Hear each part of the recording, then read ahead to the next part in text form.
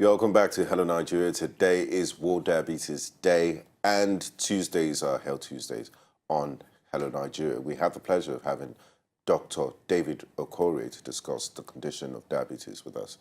Thanks for joining us, Dr. It's a Okorie. pleasure, weekend. Thank you for joining us. So usually whenever we hear diabetes, the first thing a lot of people think is sugar. Sugar. So, oh, don't take a lot of sugar. Do you want to have diabetes when you're older? Is that a myth? Or is this, what's the explanation surrounding the association of diabetes and sugar? Well, let me say something. You know, diabetes, I believe it should be very clear. It's diabetes mellitus. There's diabetes insipidus. So diabetes What's the mellitus. difference? Which is the more common? The one that we are talking about today that has to do with sugar is diabetes mellitus. Okay. All right. I know the common term, don't drink too much Coke. Drink too much Coke, you have diabetes. Not necessarily, all right? I know there are many types of diabetes. There's the type 1, there's the type 2, and there are many other ones, even gestational diabetes that only happens When in you're pregnancy. pregnant? And there are, a few other ones, maturity onset diabetes of the young, So I believe if you understand what is involved in different types, you can understand, okay, not necessarily taking Coke or licking sugar. Your body should have enough insulin let me use the word breakdown as much sugar as you take in. So what leads to the condition of diabetes? What is diabetes? Okay, diabetes is in simple terms, it's a disorder of glucose metabolism. Normally... And you said that simple terms. Okay, normally the body should use up glucose to form energy, now in the cells. Now for some, insulin should help the glucose enter into the cells. Now for some reason, if the insulin is not enough, it wouldn't be inside the cells. It should actually be in the blood. And I'm trying to be as plain as possible. Okay. And that's what the problem is. Now, if for some reason, it could be possible that there is insulin, but the body has what we call insulin resistance. So it's like, I'm here, but it's as though I don't recognize you. So that's where you get seen type 2. In type 1, there is no insulin. For some, it's mostly autoimmune. That's the body destroyed, or the body has destroyed the cells that should secrete insulin. That's the beta cells of the pancreas. But type 2 is like the insulin. Like I said, the insulin is there, but the body doesn't recognize them. So the insulin should be in the cells and not in the blood. The insulin is like a gatekeeper. It should allow glucose enter into the cells to be broken down. So for some reason, if glucose doesn't enter into the cells, that's what the problem is. Right. And you explained that there are two types. There's diabetes mellitus, the one we're talking about. And diabetes insipidus. What's the other one? What does it mean? That one has to deal with, it's not necessarily sugar. It has to do with more or less fluid and urine and everything. It's a long story, though. It's not anything close to this. Now, is diabetes curable? Is it reversible? It's manageable. I think that's the term. When you say manageable, what treatment options are available? It depends on the type. For type 1, there is no insulin. So you understand that to manage that, you need insulin. For type 2, the insulin is there. So most often than not, you need medications that would actually help the body to recognize the insulin, or that will create more insulin sensitivity, or some of them could actually even help. There's so much to say, but type 2 is normally drugs. Then if for some reason, if the drugs are not enough, you can also use insulin for type 2. But more importantly, I'd like to mention that instead of being drug dependent, we try to encourage people to try and do what we call lifestyle modification, whereby even if, yes, you are diagnosed to be diabetic, before you start running around and asking how much insulin should I take, how much drug should I take, have you adjusted your lifestyle? Because most often than not, if you could adjust your lifestyle, you may actually you may never even get to, you may even be less dependent on insulin, either by the amount of dosage or even taking insulin at all. All right. Okay, so now, what are the lifestyle modifications that people need to adopt if they find out that they have diabetes? What are the certain kinds of foods they need to avoid, and what are the other kinds of food they need to incorporate into their diet? Okay, lifestyle modifications. First, exercise. All right. 2, exercise, reduce alcohol intake. Now, primarily because alcohol has been shown to have a high calorie content. Now, for those that are obese, we encourage them to lose weight because obesity can actually cause insulin resistance. And over time, I've also seen that most people that are dehydrated tend to also have insulin resistance. So we encourage them, increase your fluid intake. I've actually had a patient of mine one time, a very young man. He was on metformin, 1 gram twice a day. And I was like, you're too young for this. Why don't you start working out? When I'm working out, exercising, take a jog every morning, take about your 3 liters of water daily. And I saw him 3 weeks later, and his medications, he was, instead of 2 twice a day, he was on 1, that's 500 milligrams daily. So just by changing his lifestyle, his body had adjusted, and he was not so dependent on medications anymore. Now, is diabetes hereditary? Yes and no. For type 2, there is a large incidence, or the hereditary component is more evident in type 2 as compared to type 1.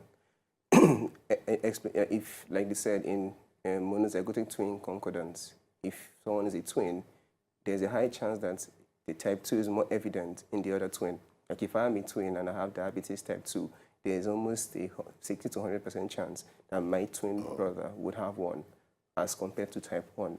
There's a 40 to 60% chance that the other person will have. So type 2 has more of a genetic predisposition than type 1. Okay, now earlier I had asked you about lifestyle modifications, but you haven't mentioned about diets. What kinds of foods do they need to take out of their diet, and what kinds of food do they need to incorporate into their diet? Okay, now let's put it this way. Of course, high-calorie meals, it goes a long way. For diabetes, most often than not, they tend to have some of the associated conditions with diabetes, dyslipidemia, they tend to have lipid dysfunction, high cholesterol problems. So obviously, their oil intake has to be reduced. Or they also tend to become quite hypertension. They tend to go hand in hand like brothers and sisters. If someone is diabetic, if most often than not, they become hypertensive. So obviously, the salt intake has to be monitored too. I don't like to say reduce your don't take this. I know the normal term is eat wheat instead of eating eba, eat plantain instead of, no, I wouldn't like to say that.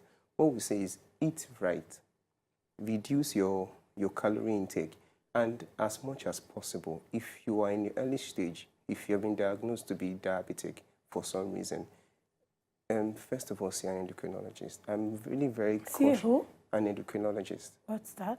Those are the specialty of medicine that actually deals with diabetes. Okay, call the name again. Endocrinologist. Endocrinologist. Right. Endocrinologist. I'm very, very careful to not say so much because I do not hold you. I believe it's a lot more than just saying do this, and there's a lot more than just saying don't do this It's and don't deeper do than that. that. I'm sure you've often heard the cliche, prevention is better than cure. Yes. True. Is there any way To of prevent diabetes? Yeah. That's a tough one. I wouldn't think so. So it's just the lottery of... It's more or less, is there a way to reduce the risk of becoming Predisposed. severe? Oh, okay. Do you understand? If someone is diabetic, you are diabetic. You can only slow down the progression. At what age should one be worried that they stand a chance of having It diabetes? depends. But when do the signs start showing up? Depends. For type 1, you can be seen to be diabetic from the age of 12. For type 2, it's mostly seen for those that are older, 60. There is even what we call MODY, maturity onset diabetes of the young, where people 25, 45 are seen to be diabetic. So the thing is, we are supposed to just check. If there is a family history, if your father, your mother, your sister is diabetic, it's always good to, once in a while, just check. Do you understand? Now, the signs, there are 4, let me use the word 4, there are a lot more cardinal signs: polyuria, polydipsia, polyphagia. Are there English names for these Yes, things? I'm saying polyuria is when you notice that you are peeing a lot, and you have this excessive hunger, and then you have this excessive thirst. And when those days, when you pee and you see ants gather around your pee, that's one of the earliest signs, there is sugar.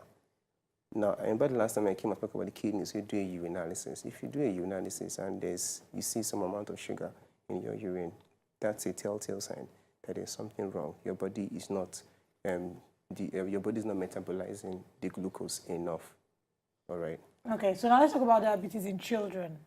What causes it and how can it be handled? Most often than not, diabetes in children is not because of the what do you call it? Or their lifestyle choices. No, it's mostly inherited or genetic.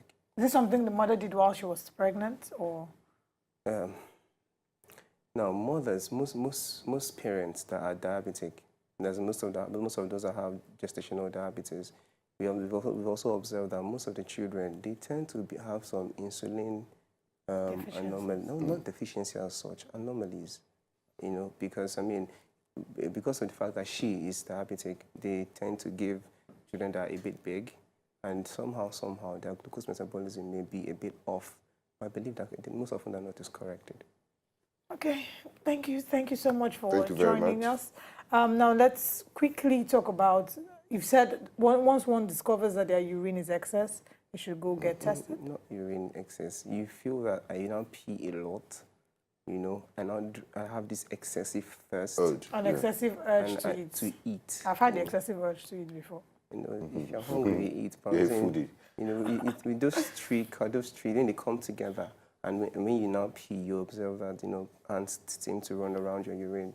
You say, go get tested. But I don't like to wait till you start saying that. I always say, go and do a urinalysis. You know, if you do that, maybe every 6 months, there's a chance. There's some things you would see. I remember if someone sees protein in his or her urine, Kidney? yes. You know, diabetes is very serious in the sense that diabetes mellitus, it affects every organ in the body, the eyes, the heart, every organ, the kidneys. So for some, in my practice, I work in a kidney care center. The #1 cause of chronic kidney disease is diabetes.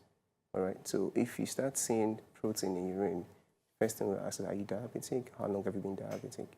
You know. For those that are diabetic, we tell them, please take your medications. Take your medications. The idea is to know what is the normal range of your blood sugar. Fasting blood sugar should be between 120, less than 120 milligram per DL. Then 2 hours after eating, it should not be more than 200. If it's more than, it should not be more than 200. More than 200 milligram per DL is diabetes. So if someone actually does his or her glucose check before eating, after eating, and before sleep, and he or she monitors the blood sugar control, you shouldn't have such concerns. Okay, what is the relationship between diabetes and injuries on the feet and different parts of the body? Yeah, like I said, diabetes affects everywhere. There's one of the complications of diabetes is diabetic neuropathy. You know, that it actually affects the nerves. For some of them, over time, they start losing sensation. So aside the fact that they lose sensation, it also affects the blood vessels, causes narrowing of the blood vessels. So blood supply to the extremities are a bit compromised. So if they have an injury, it takes a while to heal because the blood supply to the extremities are So it's longer. Yeah, exactly. So it's a myth that the injuries would never heal. It would heal, but it takes a while. Most often than not, it hardly ever does. Because aside that, they don't. If someone has an injury, and I don't know I had an injury because they never supply this. The injury, I could just keep stepping on the place, and it just gets worse and keeps getting worse. It gets infected. I don't even know it's infected. And blood supply that should supply red blood cells, that should supply things that should help to heal that area is compromised. Before you know it, it's a big deal. You know, so it's not like as if, yes, we tell them if you are a long-term diabetic, that's about 5, 10, 15 years, you should care for your feet, not just the feet anyway, your extremities, fingers, feet, and everything. I don't know if I'm answering your questions correctly. Yes, you are. Yes, Thank I know I'm saying so much, and I'm trying to. No, don't worry. You've done very, very well, and Right. I think you've covered basically everything that has to do with diabetes. Just one last question. How do people get to check, apart from urinalysis? I know I've once done a test where they had, I think it was my blood sugar, where they had to check. Is there any home quick tests that one can do? You mentioned people checking before they eat, after they eat, before they go to bed. How can they check it by themselves at home, or do they often have to go to the hospital? Oh, no. A glucometer is readily available. I don't know how much it is, but you can just go pick it up. It's even cheaper than a handset. So okay. just buy and just clean your hand, take a prick, and in less than 5-10 seconds, your results are there. Yeah, I think that's it. Okay. So anybody can have that. The idea is just to know. I believe for people that have all these what I call chronic conditions, hypertension, diabetes, you are your own doctor. Most often than not, you may get to the hospital if for some reason you have complications, you become high. Now, diabetes is for most of them, the body is not metabolizing sugar enough, so they are hyperglycemic. There's more glucose in the blood. For those on medications, if you're using a higher dose than you should, you could become hypoglycemic, which is, for me, is even worse because it will kill quicker than hyperglycemia. So when all those complications set in, oh yes, you can now come to a doctor, but most often than not, you are your own doctor. Every diabetic should have a glucometer, should be able to check it. I mean, there's this thing we call a 7-point profile. That's before breakfast, fasting, before breakfast, after breakfast, before lunch, after lunch, before dinner, after dinner, and at 12 midnight. It gives you a 24-hour idea of how your body is, metabolizing sugar. If you do it 3 days in a row, or maybe at least alternate daily, you can have an idea. Okay, maybe my medications, I may need to increase this one or reduce this one. You are your own doctor, but most often than not, everybody that is diabetic should see an endocrinologist. It's best. Thank you very much. It's been an absolute pleasure having you on the show, Dr. Okorie. Thanks for joining us on this World Diabetes Day. We'll go on a quick break. When we come back, we have something interesting for you. And remember, we have movie tickets to give away called Wazobia, Max, and Genesis to Knox Cinema. Do stay with us. To enjoy more of these our Ogbonge videos when you just watch, press this button to subscribe on top of our YouTube page. You go love her.